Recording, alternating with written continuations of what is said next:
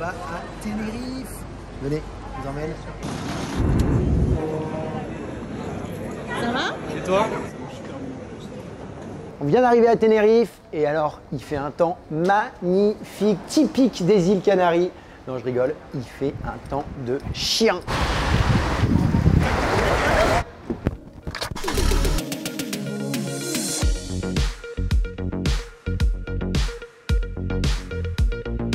Alors ça y est, on est aux Canaries. Pour situer les Canaries, c'est un archipel de 7 îles qui est au large du Maroc. On a beaucoup parlé ces temps-ci parce qu'il y avait une éruption volcanique. Il y a évidemment beaucoup de volcans, mais aussi des plages, de la montagne. Et j'achète en Espagne et implanté à Tenerife. Donc Tenerife, un peu comme le reste de l'archipel, hein, c'est 364 jours de soleil par an parce qu'aujourd'hui il pleut.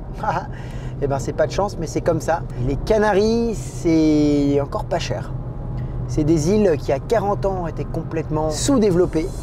Il n'y avait rien, il n'y avait absolument rien, il n'y avait personne. Là, on est en train de suivre Aude, une de nos agents aux Canaries, une de nos chasseuses immobilières, grande professionnelle, qui trouve des niches, des pépites à ses clients. D'abord parce qu'elle connaît très bien la zone, elle connaît très bien les Canaries et Tenerife en particulier.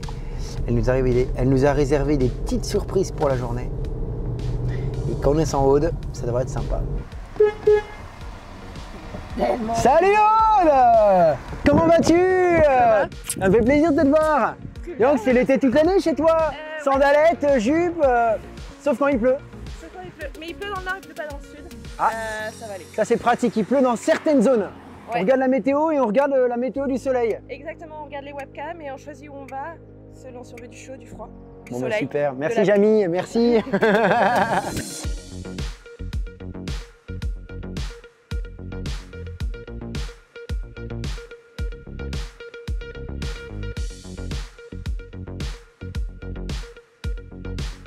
Et le soleil, sun is back again. J'ai vu de la lumière, je suis rentré, je suis tombé sur cette pépite. C'est un ancien couvent, tropical, végétal, colonial. J'ai pas d'autres mots et je suis tombé amoureux. On est à la Laguna, on est à 5 minutes de l'aéroport de Santa Cruz, dans une ville chargée d'histoire, une ville avant tout aussi étudiante, 30 000 étudiants ici, qui est une ancienne ville coloniale. La Laguna, c'est 1 400 € du mètre carré, ça reste attractif, il y a des affaires à faire, une ville classée au patrimoine mondial de l'UNESCO depuis 1999, la moitié des bâtiments sont classés, et vous allez voir, il y a énormément d'anecdotes. La première, c'est qu'en fait, la structure de cette ville a été reprise par Christophe Colomb à Lima et à La Havane, parce que figurez-vous que c'était évidemment sa dernière étape en 1492 avant de rejoindre l'Amérique. Les tuiles des bâtiments ici sont toutes irrégulières parce qu'elles ont toutes été façonnées sur les cuisses des femmes. Et je trouve cette histoire extrêmement poétique. On va aller déjeuner en terrasse. Let's go!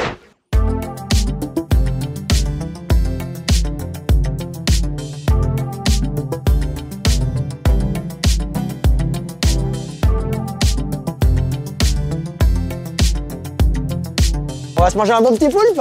Oui. Oh! Un des restaurants préférés. Vamos!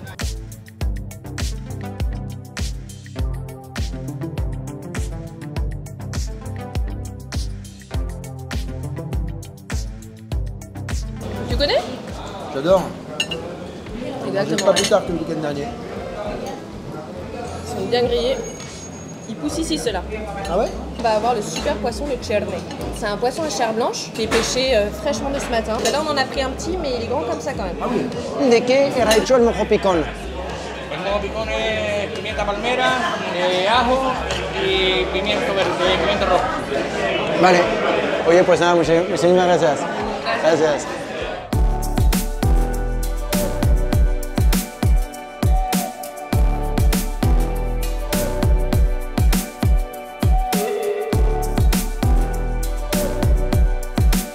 Et voilà du soleil! Le soleil est la partie, je vous avais pas menti, on est à Candelaria. Candelaria, c'est une ville qui est très connue avant tout parce qu'il y a plusieurs personnes ici qui auraient vu la Vierge. Cette basilique, elle attire 2,5 millions de visiteurs annuels, ce qui en fait un des lieux catholiques les plus visités d'Espagne. Le paysage est magnifique, on a une vue mer à couper le souffle. Et d'ailleurs, j'aperçois notre agence. Alors, venez, je vais vous la montrer. Est-ce que vous avez une bonne vue? Tout là-bas, au loin, on aperçoit Radazul, qui est une ville où les gens achètent beaucoup, où on a notre agence, à la différence de cette ville-là, qui est plutôt recherchée par les propres Canariens. On est sur des prix au mètre carré de 1 700 € et cette zone est beaucoup moins fréquentée par les Français que la zone de Radazul.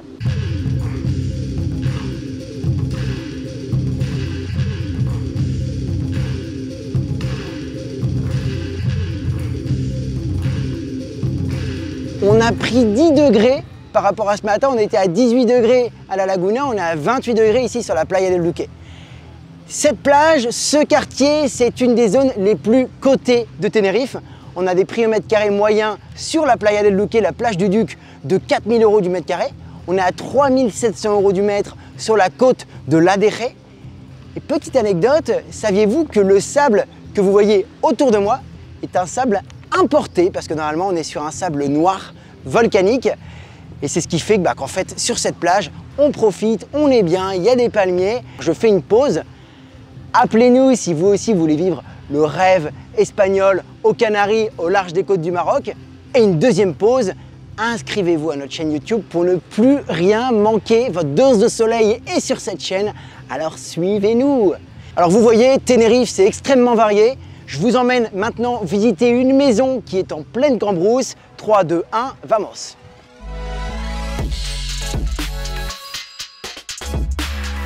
La maison qu'on va aller visiter, elle n'est pas excessivement grande. Elle a 2 chambres, 2 salles de bain, elle mesure 70 mètres carrés et elle est en vente pour 1 595 000 €. What? Thomas, qu'est-ce que tu me dis? C'est ultra cher. On n'est pas à Monaco, tu m'avais dit que Tenerife, la zone la plus chère, c'était 4 000 € du mètre carré. Qu'est-ce qui se passe? La particularité de cette maison, c'est qu'elle a un terrain de 6 hectares qui est plat, qui permet de la culture, ce qui est très rare à Tenerife, qui est une île volcanique. Et la deuxième chose, c'est qu'il y a beaucoup de matériaux qui ont été importés du continent, qui sont assez rares sur l'île et qui valorisent encore plus la maison. Je vous emmène la visiter, let's go! Et alors, cette maison se compose d'un séjour salle à manger qui donne sur une charmante cuisine. Admettez qu'elle est agréable. Elle est agréable pour cuisiner avec ces petits citrons qui ont été fraîchement récoltés dans le jardin. Ça, c'est la production locale. Cette cuisine salle à manger, elle est extrêmement lumineuse. Pourquoi? Parce que partout, on a des fenêtres, il faut savoir, en PVC, et c'est extrêmement rare sur l'île. La plupart sont en aluminium parce qu'elles sont produites ici. Celles en PVC sont importées et elles sont donc beaucoup plus chères. On va également avoir toute une menuiserie qui est faite sur mesure. C'est vraiment un bois de bonne qualité. Imaginez-vous ici donner le bain à votre fille, à votre enfant, et en même temps contempler cette nature environnante. Des bougainvilliers, des bananiers, des manguiers, des citronniers, du romarin, des figuiers de Barbarie, des bananes. Des choses simples, ensemble. Et ce qui est sympa, c'est cette chambre double qui donne directement sur l'extérieur et sur la terrasse. Ça tombe bien parce que justement, moi j'ai ma cargaison de bananes. C'est pas le tout, mais j'ai du travail. Il faut que j'aille vendre ça sur le marché de Tenerife, sur le marché de Los Gigantes, parce que il faut bien que je gagne ma vie. Donc je vous propose qu'on se retrouve tout à l'heure, vous terminez la visite. Moi, la vente au marché, c'est pas mon truc. Vous savez, je suis plutôt agent immobilier, je préfère vendre des maisons. Regardez, dans ce petit jardin, ce qui est pratique, c'est que c'est un peu comme un jardin d'Éden. Regardez ces fruits, regardez ces figues.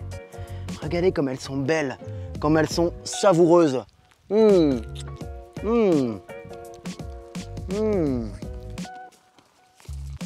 n'y a pas que des figues, il y a des papayes, il y a des bananes, certes. Vous allez avoir des fleurs, des arbres fruitiers, des avocats, des citrons, de l'aloe vera. Vous pouvez presque vivre en autonomie dans cette maison. Et d'ailleurs, c'est intéressant parce que cette maison, elle est 100% autonome. Elle a des panneaux solaires qui lui donnent de l'énergie toute la journée. Vous savez qu'il ne pleut pas toujours à Tenerife, c'est à la Laguna qu'il pleut. Donc vous pouvez vivre tranquillement en autonomie, pas seulement en électricité, mais aussi bien sûr en vous nourrissant des bonnes choses du jardin. C'est un peu une jungle ici, hein. Il y a des fougères, il y en a de partout, mais en fait pas tant que ça. Vous savez qu'on est sur une île très volcanique. Et pourquoi est-ce qu'il y a aussi tant de végétation et tant de fruits? Parce qu'il y a énormément de nutriments dans cette terre. Je vous parle de volcan, je vous parle de cette coulée de lave qu'on voit juste là-bas qui est sur le terrain. Rassurez-vous, il n'y a pas de volcan en éruption, on n'est pas à La Palma. Mais en tant que bon agent immobilier, je vous dis que cette coulée de lave est incluse dans le prix de la maison. Et si je descends un petit peu plus bas, j'ai ce terrain qui est tout plat et qui fait la vraie valeur de la maison, comme je vous disais tout à l'heure.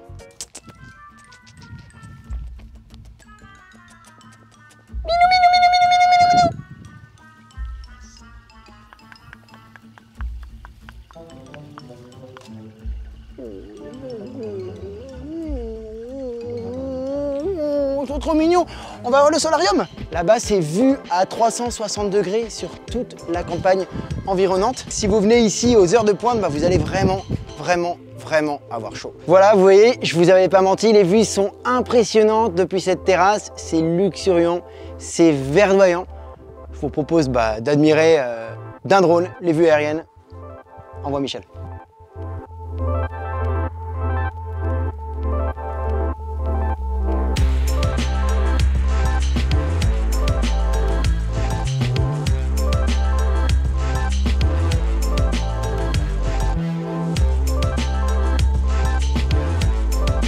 Et voilà, c'est la fin de cette vidéo sur la plage de Las Arenas. Comme vous voyez, une plage de sable noir volcanique. Et je voudrais vous poser une question. Je voudrais savoir si ce nouveau format de vidéo qu'on a testé avec celle-ci vous plaît. C'est un mix entre un documentaire, du voyage et surtout, j'achète en Espagne, c'est de l'immobilier. Donc dites-le moi s'il vous plaît en commentaire et si vous êtes un petit peu timide, vous m'envoyez un petit message. Ça fera toujours plaisir de savoir ce que vous en pensez. Si vous voulez d'autres vidéos, vous vous abonnez à la chaîne YouTube et je vous dis surtout à très bientôt. Merci de l'avoir regardé.